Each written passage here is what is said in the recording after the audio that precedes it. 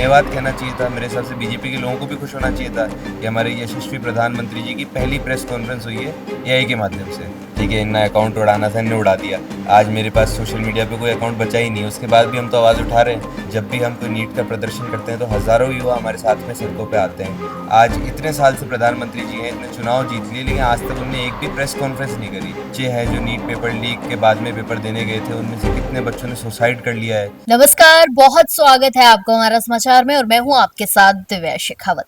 आज का ये जो टॉपिक कह लीजिए, इंटरव्यू कह लीजिए, या आज जो कॉन्वर्सेशन होने वाली है बहुत इंटरेस्टिंग होगी। इंटरेस्टिंग मैं इसलिए कह रही हूँ कि सोशल मीडिया पर एक वीडियो वायरल हो रहा है जिसमें जयपुर का एक नौजवान, या मैं कहूँगी जयपुर का एक जेंजी, प्रधानमंत्री से सीधी बात करता है, सीधे से सवाल प्रधानमंत्री जी से पूछता है। और ऐसा नहीं कि प्रधानमंत्री जो है जवाब नहीं देते, प्रधानमंत्री भी जो है उस युवक की बातों का जवाब देते हैं। हालांकि ये पूरा वीडियो जो है एआई जनरेटेड वीडियो था, क्योंकि आजकल एआई के वीडियोस आप सोशल मीडिया पर देखते ही रहते हैं। फेसबुक, इंस्टाग्राम, तमाम सोशल मीडिया जो हैंडल्स होते हैं उन पे एआई के वीडियोस आपको मिल ही जाएंगे। लेकिन वीडियो के बाद जो उस शख्स के साथ होता है वो बिल्कुल आश्चर्यचकित वाली बात है और सोचने वाली बात है। 16 एफआईआर जो है उस पर हो जाती हैं सिर्फ एक एआई वीडियो बनाने के ऊपर। हालांकि ऐसी कोई मैं कहूंगी उस वीडियो में कोई ऐसी बात नहीं पूछी गई थी, एक मामूली से सवाल थे जो हर भाई नौजवान के मन में होते हैं, वही जो है इस शख्स ने पूछे। पहले तो परिचय दे देती हूँ, मेरे साथ कार्तिक भारद्वाज है। बहुत स्वागत करूंगी और स्वागत के साथ पूछूंगी कि 16 एफआईआर, पहले एक बार उम्र पूछती हूँ मैं उनकी, वैसे पूछने नहीं चाहिए लड़कों की, फिर भी मैं पूछती हूँ कि आपकी कार्तिक की उम्र क्या है? मेरी उम्र 21 साल है। अब सुनिए, महज 21 साल, मैंने सही कहा ना कि जेंजी है, जेंजी है, 21 साल की उम्र है, 16 एफआईआर क्यों हुई भाई? ऐसा क्या काम कर दिया कि 16 एफआईआर आप पे दर्ज हुई? हमने क्या है, प्रधानमंत्री जी से सवाल पूछ लिया कि नीट पेपर लीक को 2 महीने होने को आ गए हैं, 2 महीने प्लस ही हो गए हैं। हम लोग इतने समय से रोड पे प्रदर्शन कर रहे हैं, सवाल पूछ रहे हैं, ना धर्मेंद्र प्रधान जी इस्तीफा दे रहे हैं, ना वो इसके ऊपर कोई जवाब दे रहे हैं, ना उनने उन संस्थाओं को बैन किया जिनने इस पेपर को लीक कराया, ना किसी बड़े व्यक्ति जो इस पेपर लीक माफिया के अंदर इन्वॉल्व था उसको गिरफ्तार किया गया। तो हम सब फ्रस्ट्रेट हो चुके थे कि आज हमको जवाब नहीं मिल रहे हैं। आज जो बच्चे हैं जो नीट पेपर लीक के बाद में पेपर देने गए थे, उनमें से कितने बच्चों ने सुसाइड कर लिया है, उनके परिवार आज न्याय मांग रहे हैं। आज जो बच्चों ने पेपर दिया वो इस चीज़ से परेशान थे कि पेपर टफ था, और ये सब जब हो रहा था उस दौरान और कई पेपर लीक हो गए। ओएसएम की दिक्कत आई सीबीएसई के अंदर भी, यहाँ तक कि अब जो 12th के बच्चे हैं वो भी सेफ नहीं है इस करप्शन से। तो हमने परेशान होके एक एआई वीडियो के माध्यम से नरेंद्र मोदी जी से सवाल किया कि मोदी जी, जो देश में आज करप्शन चल रहा है एजुकेशन सिस्टम में, ये कब बंद होगा? और साथ में आज नरेंद्र मोदी जी का एआई बनाने की हमको ज़रूरत इसलिए पड़ी क्योंकि देश के प्रधानमंत्री जी आज इतने साल से प्रधानमंत्री जी हैं, इतने चुनाव जीत लिए, लेकिन आज तक उनने एक भी प्रेस कॉन्फ्रेंस नहीं करी। तो हमने सोचा कि एक इनोवेटिव तरीके से हम जेनजीज उनकी थोड़ी सी मदद कर देते हैं कि कल को ग्लोबल लेवल पे वो दिखाएंगे तो कम से कम ये तो होना चाहिए कि देश के प्रधानमंत्री की एक प्रेस कॉन्फ्रेंस तो थी। अब चाहे वो एआई के माध्यम से थी वो अलग बात है। तो हमने वो कोशिश करी, तो उनको तो धन्यवाद कहना चाहिए था। मेरे हिसाब से बीजेपी के लोगों को भी खुश होना चाहिए था कि हमारे यशस्वी प्रधानमंत्री जी की पहली प्रेस कॉन्फ्रेंस हुई है एआई के माध्यम से। अच्छा, एक बात बताइए, अभी राहुल गांधी का एक बहुत बड़ा कार्यक्रम जो है कोटा के अंदर हुआ था, छात्रों की गूंज उसको नाम दिया गया था, नीट पेपर लीक को लेकर था। हजारों की तादाद में छात्र वहां पर पहुंचे थे भाई, जिनके साथ देखिए पेपर लीक हो जाता है तो बहुत बुरा लगता है। तो वो सभी छात्र पहुंचे थे। इस हिसाब से राहुल गांधी पर कितनी एफआईआर दर्ज होनी चाहिए, मैं पूछना चाहती हूँ। देखिए, आज आपने सवाल पूछा है तो मैं एक चीज़ बिना राजनीतिक जवाब दिए भी मैं आप लोगों को बताना चाहता हूँ कि आज पिछले 2-3 महीने से हम लोग इस नीट पेपर लीक वाले मुद्दे में लगे हुए हैं, सड़कों पे प्रदर्शन कर रहे हैं, देख रहे हैं कि किस प्रकार करप्शन देश भर में चल रहा है एजुकेशन सिस्टम में। तो हमें दुख था कि भाई प्रधानमंत्री जी कुछ जवाब नहीं दे रहे हैं, जो एजुकेशन मिनिस्टर है वो कोई जवाब नहीं दे रहे हैं। लेकिन राहुल गांधी जी ने लीडर ऑफ अपोजिशन होने की अपनी जिम्मेदारी को समझा, और वो खुद कोटा है, और जहाँ कोटा एजुकेशन हब जिसको बोला जाता है राजस्थान का, और देश भर में भी आप कह सकते हैं क्योंकि पूरे देश से ही बच्चे वहाँ पे आते हैं, तो उन्हें आके उन बच्चों से खुद संवाद किया, उनकी दिक्कतों को समझा। और उनकी दिक्कतों को समझने के बाद में जब उन्हें फील हुआ कि भाई देश में बहुत ज़्यादा करप्शन चल रहा है, एजुकेशन सिस्टम में बहुत प्रॉब्लम्स है, तो उन्होंने एक कैंपेन भी लॉन्च किया, छात्रों की गूंज, जिसके माध्यम से अब देश भर के अंदर युवाओं की आवाज़ सुनी जा रही है और कल को लोकसभा में उसको उठाने का भी काम करेंगे। तो हम तो राहुल जी का भी धन्यवाद करना चाहते हैं कि आज चाहे कोई आदमी बीजेपी सपोर्टर हो, चाहे कोई कांग्रेस सपोर्टर हो, उनके बच्चे अंत में पढ़ाई तो इन स्कूल कॉलेजों में ही करेंगे। तो जो इंसान इन स्कूल कॉलेजों को अच्छा बनाने के लिए, एजुकेशन सिस्टम को अच्छा बनाने के लिए आवाज़ उठा रहा है, उसका साथ हम सबको देना चाहिए। तो उसके अंदर कोई विचारधारा या पार्टी की बात तो करनी ही नहीं चाहिए। आज अगर मोदी जी ये अच्छा काम कर रहे होते तो शायद हम उनकी तारीफ करते, लेकिन उनने कभी इस बारे में ध्यान ही नहीं दिया कि देश में एजुकेशन सिस्टम को सही किया जाए। उनने कोई प्रेस कॉन्फ्रेंस नहीं करी, उनने कभी बात नहीं सुनी। और जब हमने कोशिश करी कि हम हमारी बात रख पाए तो उनने 16 एफआईआर मेरे ऊपर लगा दी, मेरे घर पे पुलिस को भेज दिया। मैंने कोशिश करी कोई नहीं, मैं अपनी इस पीड़ा को सोशल मीडिया के थ्रू बताऊं, तो मेरे अकाउंट्स को बैन कर दिया गया। मैं कोई नया अकाउंट बना रहा हूँ तो उसको भी बैन कर रहे हैं। और देखा जाए तो वो सारी जो ये मेरे ऊपर जो एक्शंस लिए जा रहे हैं वो शायद किसी देशद्रोही के ऊपर लिए जाते हैं कि भाई किसी ने देश को तोड़ने की बात करी हो तो उसकी आवाज़ को दबाया जाए, उसके घर पुलिस भेजी जाए, उसकी आईडी को इंडिया में बैन किया जाए। लेकिन हमने वाजिब सवाल पूछा था। मेरे हिसाब से आज देश के एजुकेशन सिस्टम में जो दीमक लगी हुई है उसको ख़त्म करना, देश के एजुकेशन सिस्टम जो खोखला हो रखा है उसके खिलाफ आवाज़ उठाना कोई देशद्रोह का काम नहीं है। क्योंकि आज ये जो बच्चे हैं जो आज पढ़ाई लिखाई कर रहे हैं, कल को यही लोग टीचर्स बनेंगे, कल को ये लोग इंजीनियर्स बनेंगे, डॉक्टर्स बनेंगे। कल को देश को आगे बढ़ाने का काम किन लोगों को करना है? इन्हीं बच्चों को करना है। अब आज इनकी शिक्षा संस्थाओं के अंदर ही करप्शन चलेगा तो कल को ये देश को कैसे आगे बढ़ा पाएंगे? बहुत सही बात कही कार्तिक। एक सवाल पूछूंगी, ये जो पूरा कंसेप्ट था, ये एआई वीडियो बनाना, ये किसके दिमाग की उपज थी और किसने जो है इस पूरे प्लान को तैयार किया था कि भाई मैडम हमको ऐसे करना है? क्या ये फेमस होने का तरीका था या सच में जो है बात पहुंचानी थी, या मोदी जी के मन की बात जानने का मन था? देखिए, आज फेमस होने की या और किसी चीज़ की लालसा तो मन में बची नहीं है। क्योंकि मुझे पता है कि ये लोग सरकार में जो हैं, इन लोगों का जो मन करता है ये करते हैं। ठीक है, इनने अकाउंट उड़ाना था, इनने उड़ा दिया। आज मेरे पास सोशल मीडिया पे कोई अकाउंट बचा ही नहीं है, उसके बाद भी हम तो आवाज़ उठा रहे हैं। क्योंकि मन में मेरे भी एक पीड़ा थी। मैं आज पर्सनली आपको एक बात बताता हूँ, न्यूज़ में आप ये चीज़ चला रहे हैं तो, कि मेरी जो छोटी बहन है कल को वो भी डॉक्टर बनना चाहती है, वो भी एक एस्पायरिंग नीट एस्पिरेंट है। तो जब देश में पेपर लीक हुआ तो उसने बड़ी मासूमियत से मुझसे सवाल किया कि भैया कल को मैं भी पेपर दूंगी, तो अगर तब पेपर लीक हो जाएगा तो मैं कैसे डॉक्टर बन पाऊंगी? तो इस चीज़ का कोई जवाब ही नहीं था मेरे पास में, मैं क्या जवाब देता उसको? तो उस दिन के बाद से लेके आज तक का दिन है, हम पूरी जी जान से इस लड़ाई को लड़ रहे हैं कि कल को जब हमारे छोटे भाई बहन, कल को हमारे बच्चे भी होंगे, कल को हमारे साथियों के बच्चे भी होंगे, कल को उनके छोटे भाई बहन होंगे, तो जब वो पेपर देने जाए तो उनके मन में ये संकोच ना हो कि कोई अमीर बाप की औलाद, कोई नेता का बेटा, कोई उद्योगपति आके उस पेपर को खरीद लेगा और जो डिजर्विंग आदमी है वो नहीं बन पाएगा। क्योंकि आज मेरी बात समझना, जो आदमी इतना सक्षम है कि वो इस नीट जो पेपर लीक हुआ है उसको लाखों करोड़ों रुपए में खरीद पा रहा है, तो शायद उसको कोई ज़रूरत है भी नहीं डॉक्टर बनने की। है ना? जो इंसान आज खरीद पा रहा है पेपर को, उसको क्या ज़रूरत है यार? वो अपने जीवन को बढ़िया तरीके से व्यापन करेगा। लेकिन आज आप उस परिवार के बारे में सोचिए जो कर्ज लेता है अपने बच्चे को पढ़ाने के लिए, जो अपना हर कुछ दांव पे लगा देता है कि हमारे बच्चे पढ़ेंगे, हमको गरीबी रेखा के बाहर निकालेंगे। किसी बच्चे के मन में एस्पिरेशन होती है कि मैं कल को देश का नाम रोशन करूंगा, कुछ अच्छा काम करके दिखाऊंगा, और उसके साथ में फिर ये अन्याय हो जाता है। तो मैं खुद भी प्रदीप मेघवाल जी के घर गया था, उनके माता पिताजी से मिला था। तो उनकी जब मैंने पीड़ा देखी, उनको रोते हुए देखा, तो मेरे मन में एक ही चीज़ आई कि आज जो 21 परिवार हैं जिनने अपने बच्चों को खोया है नीट पेपर लीक के चलते, और ऐसे कई परिवार हैं जो सिर्फ नीट पेपर लीक नहीं, और भी पेपर लीक होते हैं, और भी कॉम्प्लिकेशन एजुकेशन सिस्टम है जिसके कारण अपने बच्चों को खो देते हैं। तो आज अगर शायद हमने आवाज़ नहीं उठाई तो शायद कल को लाखों बच्चे अपनी जान गंवाएंगे। तो इसलिए हमने सोचा कि हम इसकी आवाज़ उठाते हैं। और जो हमको माध्यम मिला, क्योंकि आज हमारे को, जो आपको पता है कि मेन स्ट्रीम मीडिया कहीं ना कहीं बीजेपी की अपन बुराई करते हैं या उसको क्रिटिसाइज करते हैं तो नहीं दिखाती है। और आज जो सरकार सत्ता में है, कहीं ना कहीं गलती उसी की है अगर वो उसकी आवाज़ नहीं उठा रही है तो हमने सोचा कि हम सोशल मीडिया के माध्यम से सरकार को क्रिटिसाइज करेंगे और ये सवाल प्रधानमंत्री जी से पूछेंगे कि आपका एजुकेशन मिनिस्टर है, उससे नई एजुकेशन मिनिस्ट्री संभल रही, तो आप उनका रिजाइन क्यों नहीं ले रहे हैं? और आपने देश के बच्चों के सामने आके ये बात क्यों नहीं बोली कि भाई देश में जो हुआ ये गलत हुआ, जिन परिवारों ने अपने बच्चों को खोया उनके साथ हमारी संवेदनाएं हैं और हम ऐसा आगे नहीं होने देंगे।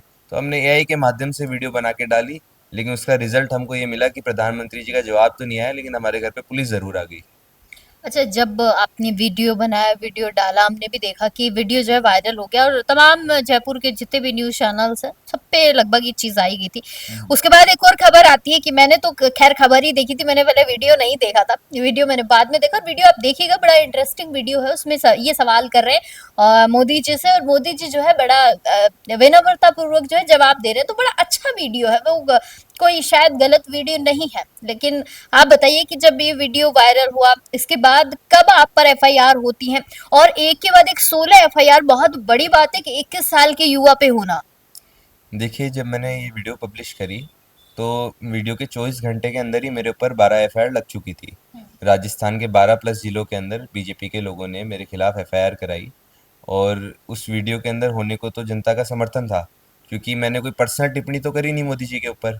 मैंने तो एक सवाल पूछा जो हर स्टूडेंट पूछना चाहता था। आज कौन सा स्टूडेंट ऐसा होगा जिसने नीट का एग्जाम दिया होगा और वो प्रधानमंत्री से ये नहीं पूछना चाहता होगा कि ये पेपर लीक कब बंद होंगे। आज कौन सा ऐसा स्टूडेंट होगा जिसने कर्जा लिया होगा कि वो पढ़ लिख के अपने परिवार का नाम रोशन कर सके, वो ये नहीं पूछना चाहता होगा कि एजुकेशन सिस्टम का करप्शन कब खत्म होगा। और इस देश का कौन सा ऐसा नागरिक होगा जो ये नहीं पूछना चाहता होगा कि हमारे देश के प्रधानमंत्री पहली प्रेस कॉन्फ्रेंस कब करेंगे। तीन सवाल थे जो मैंने मोदी जी से पूछे। और साथ में हम लोग एक शो भी लेके आ रहे थे, मोदीज गॉट लेटेंट, तो उसका मैंने उस वीडियो में इनविटेशन भी दिया था।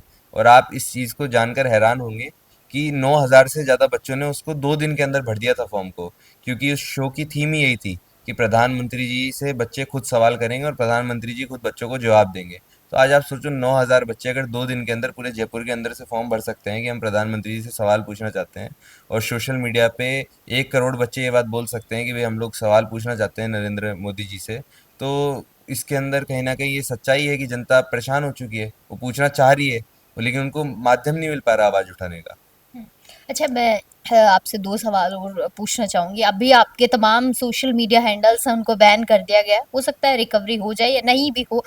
अब आप लोगों के पास क्या ऑप्शन बचता है? कैसे आप जनता से कनेक्टिविटी करोगे, क्योंकि जनता आपको एज ए सोशल मीडिया पर ही जानती है, और आपकी क्या पहचान है? एक 21 साल के युवा है, आप जनता से कैसे कनेक्टिविटी होगी आपकी? देखिए, जैसे आपने कहा कि सिर्फ सोशल मीडिया पे पहचान है, तो ऐसे ग्राउंड पे तो हमने कई प्रदर्शन किए। आप खुद भी थे, हमने जब अरावली को लेकर जेनजी प्रदर्शन पूरे देश भर के अंदर पहली बार हमने ही किया था, तो हजारों युवा सड़कों पे आए थे। जब भी हम कोई नीट का प्रदर्शन करते हैं तो हजारों युवा हमारे साथ में सड़कों पे आते हैं। आज जब भी हम किसी भी चीज़ के खिलाफ आवाज़ उठाते हैं तो हजारों युवा साथ में आते हैं।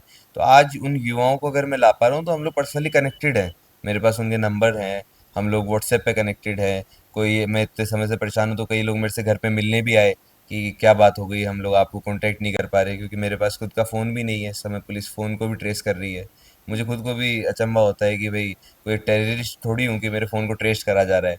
अगर इतना ट्रेस ये लोग उन पेपर माफियाओं को कर लेते तो शायद हमको इतनी आवाज़ उठाने की ज़रूरत ही नहीं पड़ती। मतलब आपको तो ये लगने लग गया मैं तो कोई देशद्रोही, मुझे करार दे दिया गया है, और क्या पता कल को उठा के ले जाए कहीं और कोई काले पानी की सजा ना दे दे।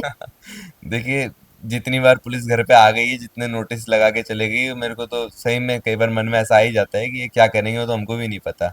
लेकिन अब मन के अंदर से डर तो खत्म हो चुका है, क्योंकि जितना बुरा हम सोच सकते थे कि इससे बुरा क्या होगा, इससे बुरा क्या होगा, ये एक के बाद एक चीज करे जा रहे हैं।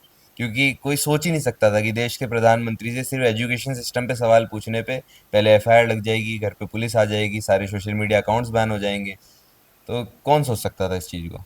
एक और सवाल पूछूंगी, मे बी आपको पता होगा इस बारे में कि इन दिनों एक और प्रोटेस्ट जो है इंडिया के अंदर चल रहा है, सीजेपी का, कुकरोच जनता पार्टी का। वो भी कहीं ना कहीं पेपर लीक को लेकर ही इस मुद्दे को उठा रहे हैं, और जो है हंगर्स बैठे हुए हैं दिल्ली के अंदर, और जंतर मंतर पर उनके साथ सोनम वांगचुक भी है। अच्छा, कैसे उसको देखते हैं पूरे प्रोटेस्ट को? क्या जो है आपको लगता है कि कल को अगर आप भी जनता की आवाज या युवाओं की आवाज उठाएंगे तो इसी तरीके से आगे आकर कोई पार्टी बनाएंगे अपनी? देखिए, मैं एनएसयूआई से एफिलेटेड हूँ। एनएसयूआई कांग्रेस का स्टूडेंट विंग है, उसमें मैं वर्किंग काफ़ी सालों से कर रहा हूँ। ठीक है, लेकिन साथ में मुझे ये भी खुशी है कि अलग अलग इंडिपेंडेंट वॉइसेस देश भर में उठ रही है। क्योंकि मेरा ये मानना है कि देश के लोकतंत्र में जब तक नई नई पार्टियां नहीं होगी, 10 विचारधाराएं नहीं होगी, जब तक इस देश का क्या फ़ायदा। आज देश के अंदर हमारे जो खासियत बताई जाती है, वर्ल्ड लेवल पे जो आज बात करते हैं, वो इस देश की डाइवर्सिटी की है कि इस देश के अंदर कितने सारे कल्चर्स हैं, कितने सारी एथनिसिटीज़ हैं, कितनी अलग अलग तरीके की लैंग्वेजेस है, अलग अलग तरीके के लोग हैं, अलग अलग तरीके की सोच विचारधाराएं हैं। तो यही खूबसूरती है हमारे देश की। आज जब चार लोग साथ में बैठते हैं, उन चार लोगों के अगर एक जैसे विचार हैं तो क्या फ़ायदा। वो लोगों की तो साथ में बनेगी, लेकिन जब चार लोग साथ में बैठे हैं, हंसी मजाक भी कर रहे हैं और उनकी अलग अलग विचारधारा है, तब हम बोलेंगे कि देश के अंदर यूनिटी है। तो मुझे बड़ी खुशी होती है जब मैं इंडिपेंडेंट वॉइसेस को देखता हूँ और अच्छा कर रहे हैं। बस दुख इस बात का है कि आज हंगर स्ट्राइक पे बैठे हुए हैं सोनम वांगचुक जी, हमारे देश के साइंटिस्ट हैं। लेकिन दुख इस बात का है कि वो एक ऐसी सरकार के खिलाफ बैठे हुए हैं हंगर स्ट्राइक पे जिसको फर्क ही नहीं पड़ता। कल को उनकी आज इतनी उम्र हो गई है, इतना उनने स्ट्रगल कर लिया है, कल को अगर उनकी डेथ हो जाती है, कुछ उनके साथ गलत हो जाता है जो हम नहीं चाहते, तो फिर ये सरकार क्या जवाब देगी उस चीज़ का। क्योंकि मुझे नहीं लगता कि देश के प्रधानमंत्री सवाल पूछने पे जो 16 एफआईआर लगा सकता है वो आदमी यहाँ पे आके बोलेगा कि सोनम जी आप छोड़िए, आप हंगर स्ट्राइक को बंद करिए, हम इनका इस्तीफा लेंगे, हम एजुकेशन सिस्टम को सही करेंगे।